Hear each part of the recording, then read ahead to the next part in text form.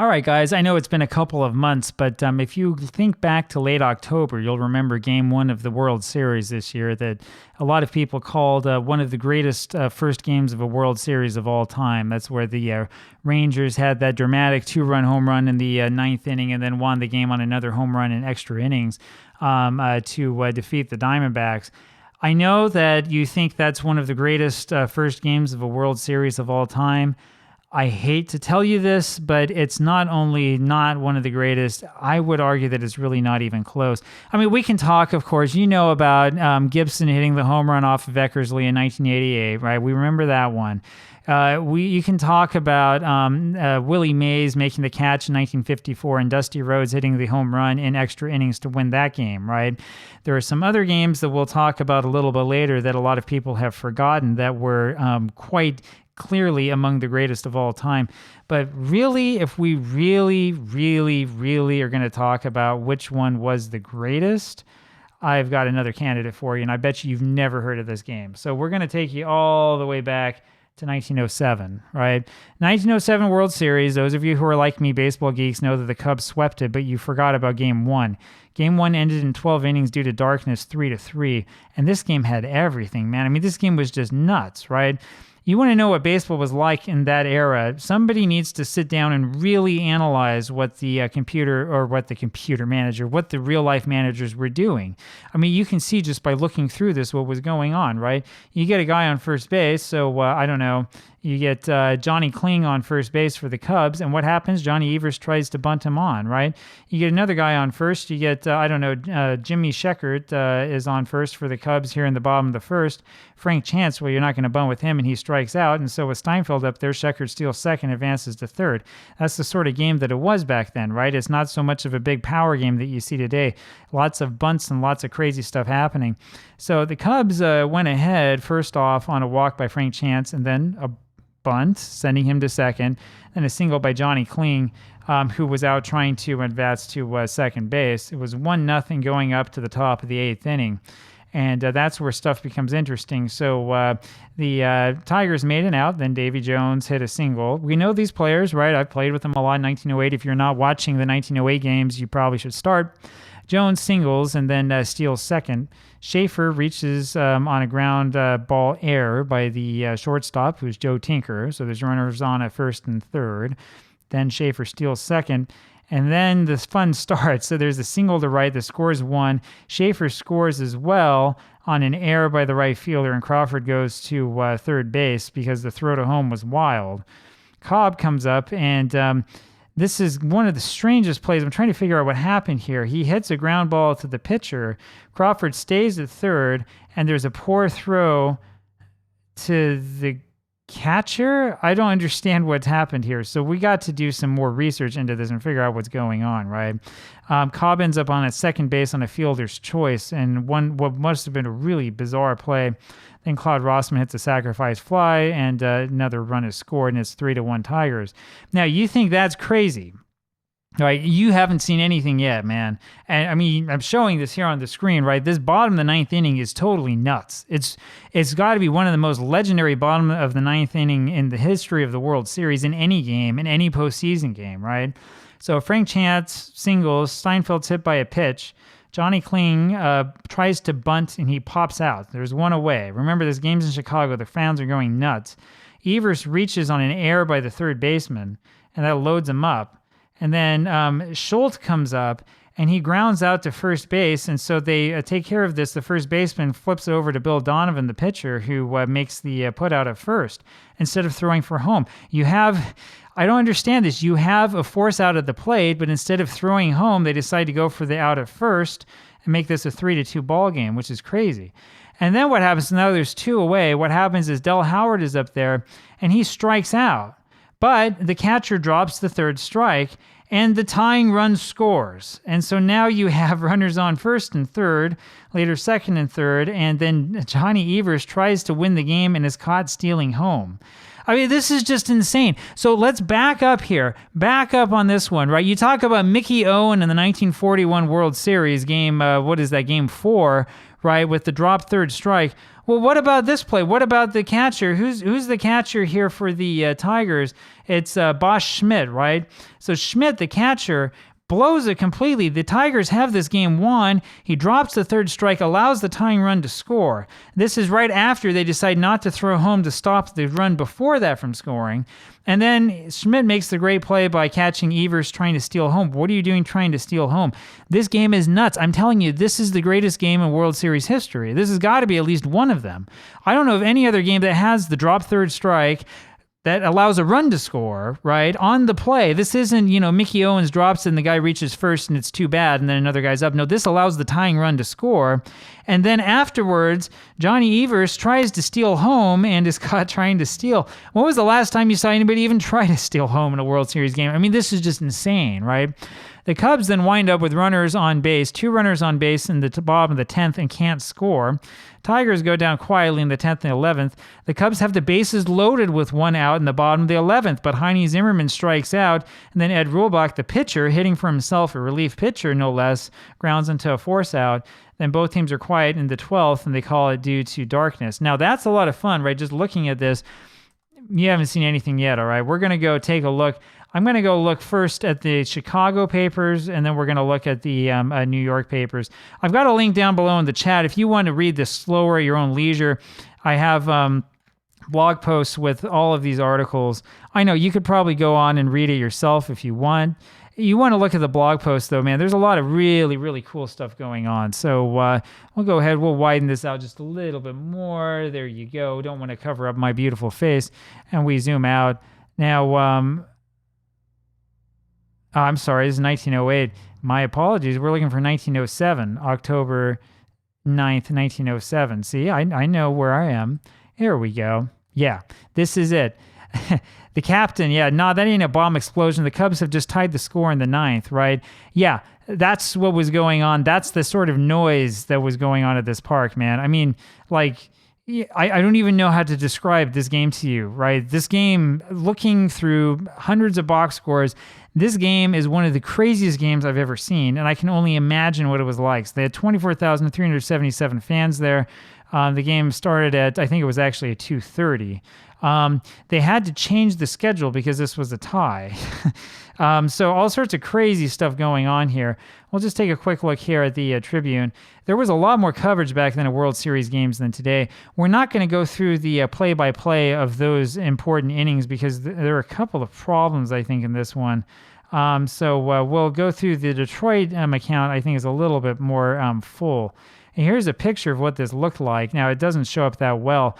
Actually, if you go look at the 1908, I think it's the Spalding Guide, you'll see a better copy version of this picture. I'll probably show that to you a different time. And here at this second picture, this is in the 4th inning. There's a double play, the only one the Cubs make. And you can see the Tigers trying to score, but unfortunately, that's the end of the inning for them. The top one was the 3rd inning, also the Tigers at bat. And you can see here, of course, that the Tigers had runners on third base all over this game and were unable to score for a good period of time. There's one of these great early cartoons where Cobb gets the Corn Cobb Award for the poor batting performance. Again, like I said, their World Series dates were revised. There's all sorts of stuff in here about they had the big scoreboard out there that they would use to show the World Series games. And in fact, if we go, I think this is over. I was looking at this yesterday.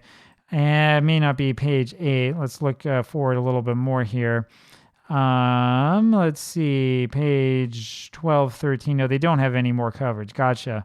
So this is one of the things. I'll show you here the day before. So we got to go here. I think it's to the sports page where they show this stuff. Yeah, they're ready for the big series. But the thing that's really ready for the series is the big Tribune board. I'm sorry, I remember this now. This is a couple of pages before, and here it is. This is the electric scoreboard that the Chicago Tribune used, and this is the way that they would show the game. So you think that the graphics are not great on Diamond Mine Baseball, just be happy that your televised version of the game is not just this big scoreboard that is being updated by the newspaper building. That's what they would do. and they updated who was in what position, who was on base, and so on and so forth. And they updated the play-by-play so that you could sort of see what was happening directly. This must have been crazy for people to watch, right? This must have been absolutely nuts. And I mean, the game, I don't know if it was a full sellout or not, but there must have been a ton of people out there watching this one. Now, we're going to go look into the details of what happened. So we're going to go back here to Michigan, and we'll go over to Detroit, and we're going to look at the Detroit Free Press. There it is, and we'll look this up. I'll make sure it's 1907 again. See, I get nervous. I think that we're doing the 1908 season again. We don't have to guess where it was. We know already, right? Here's your crowd watching the game in Detroit on the bulletin board. I don't know how well this will show up for you, but man, there's just a ton of people around there. I mean, just absolute ton. Big box score. Darkness stops opening contest. Here again, throngs watch Free Press score. As many as 12,000 people were outside the newspaper building watching this. That shows you how important this game was. And, of course, the little note about the game being postponed, the next game. There's your advertisement. Great advertisements in this Detroit newspaper all over the place. There's the fans in action, and they were cheering, and they were shouting. And this is just watching a scoreboard. I mean, it's just incredible. Man, you don't see stuff like that today. So we're going to go back here. We're going to try to figure out what happened here. First of all, Detroit 8th inning. Sorry for the length of this, but this is pretty important stuff. In that Detroit 8th inning, Donovan bunted and looked to have Overall's throw beaten, but Sheridan said him nay. Love this. One away. Jones sent a nasty one at Evers that he couldn't hang on to, and that registered as a hit. Then Davy Jones stole second and took third when Tinker fumbled Schaefer's grounder. Schaefer was allowed to steal second in an attempt to get Jones at third, an attempt that failed as Davy nailed himself to the bag. So that's something to pause and say, right? It's hard for us to imagine, but when you had runners on at first and third, the default was to have the guy on first base steal second and then try to get the throw so that the guy on third base could advance home. And so when they had the guy run from first to second, the Cubs faked a throw and then threw to third, but it didn't work.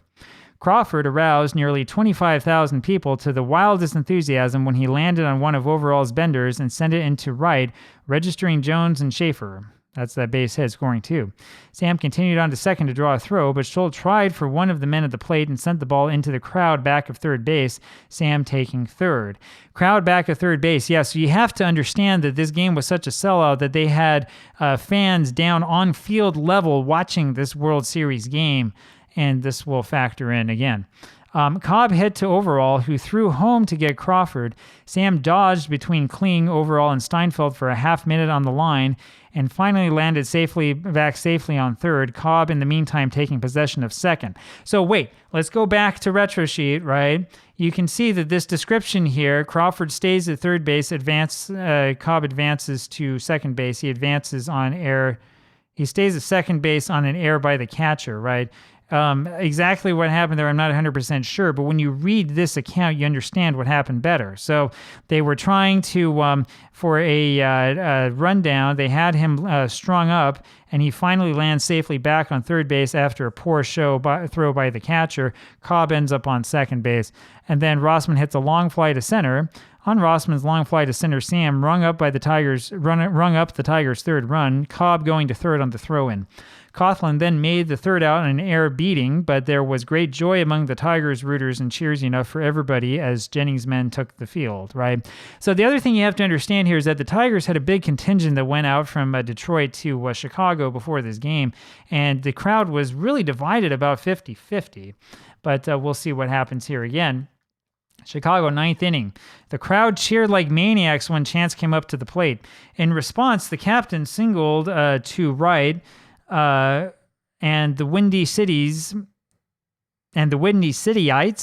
held themselves hoarse for a full minute. Steinfeld's advent at the plate was the signal for a renewal of the ear-breaking applause from mouths, hands, and 100 different kinds of noise-making instruments. It must have disturbed Donovan's equilibrium, for the first ball he sent up made a dent in Steiny that the ball dropped out of. If it was noise before, it was pandemonium then. Kling was entreated for just one. He tried to sacrifice, but bunted a fly to Rossman. The bases were tilled when Coughlin booted Evers' swift ground scraper. Love this. Love this English, right? Pandemonium on pandemonium and more of it. The crowd became veritable maniacs when Schultz went out. Rossman to Donovan, and Chance came home on the play, Steinfeld going to third. So that made us 3-2. Again, Rossman to Donovan, that's third to the pitcher, or first base to the pitcher, I'm sorry. And there's no note here as to why they didn't throw home.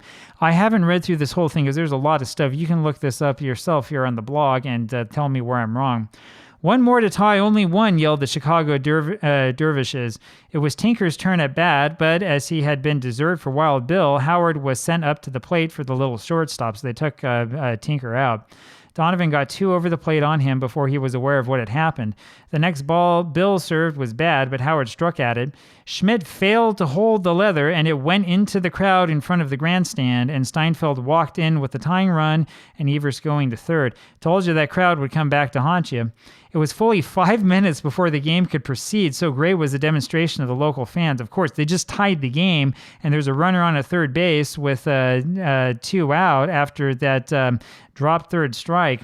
When play was resumed, Moran displaced Overall at the bat. Overall was the starting pitcher for the Cubs. He proved a bad substitute and had 2 strikes on him when Evers became desperate and tried to steal home while Bill was fondling the ball. He nearly made it, Donovan getting the sphere to Schmidt only just as Evers reached the plate. Man, like I told you, this is a crazy, crazy game. And we can go on and on here with all of the highlights. I did want to take a quick look at the bottom of the 11th inning to see what happened. Steinfeld flew out to Schaefer. Kling got a scratch hit and a slow one to Coughlin. Evers bunted to Bill also and was safe. Schultz hit slowly to O'Leary and beat out the throw, so that loads the bases. You can see they're running out of space for the newsprint. Zimmerman struck out. There's 2 away now. And Rohlbach hit to O'Leary, who got Schultz at second and relieved the suspense. Donovan clearly pulled out of an awful hole, and the crowd cheered his nerve as he went to the bat yard, and then he went back up to hit right afterwards. So there you go. This was incredible. I mean, to talk about this is here the description of the fans watching the game at the newspaper in Detroit. Fans are demonstrative. Enthusiasm is hardly the word for the demonstration made by the numerous guests of the Free Press, guests who showed no resentment because they had to step on one another's feet in the street instead of being invited into the reception room. Madness is the only term that describes the emotion displayed, and even this word seems weak. Those who have attended a big college football game wherein Billy, the human battering ram, runs 104 yards for a touchdown in the last half minute of play may think that they have seen a human beings as wild as they get. Such people are wrong. When the Tigers made those 3 runs in the 8th inning yesterday, the fans in front of the Free Press office made the Michigan undergraduate body and alumni at the moment of victory look like a lot of Boston spinsters discussing a paper on the trend of modern thought. So that just gives you a little bit of idea of what this one was like. This game was one of the absolute most incredible games, I think, of all time. So the way that the game usually goes and the story usually goes is the craziness starts off at the very beginning. If we're looking through this, trying to see if there's any note here at the beginning about that drop third strike, but there's not very much here, I would say, other than just saying after the Cubs tied it and so on and so forth. So there you have it, and that's probably going to be the end of this one as well. Donovan throwing 12 innings in this game that he was unfortunate to not win, I should say. And there you have it. Again, we're going to talk about some of these other great World Series games that have gone forgotten, but at least as far as I'm concerned, I'm not aware of anything that even comes close to comparing with that one. I mean, this game was like the wildest World Series game I think I've ever read about. I mean, with so much happening in that bottom of the 9th inning, it's just absolutely insane. I mean, could you imagine if something like that happened today?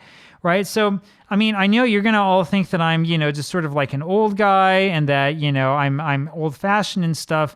I mean, you can have your dramatic home runs all you want, and home runs are great fun, but the home run is nothing compared to, the third strike was dropped by the catcher. The ball goes back into the crowd right behind home plate because, there's not enough room in the grandstand for everybody. And the tying run runs in. and it takes 5 minutes to calm everybody down because people are throwing pop bottles everywhere and screeching and hollering like, it's the end of time. And of course, you've got, your cops asking if there wasn't a bomb explosion or something because of all of the noise. I mean, I'm telling you, man, there was nothing like this game. There's never been anything quite like it. And all of this because there's no power hitting and no home runs and none of that stuff. We're missing a great game, man. There's a lot of things we could do to baseball to make it great like this again. There you have it. That's why I love the dead ball era. I'll talk with you again tomorrow. Take care. Bye.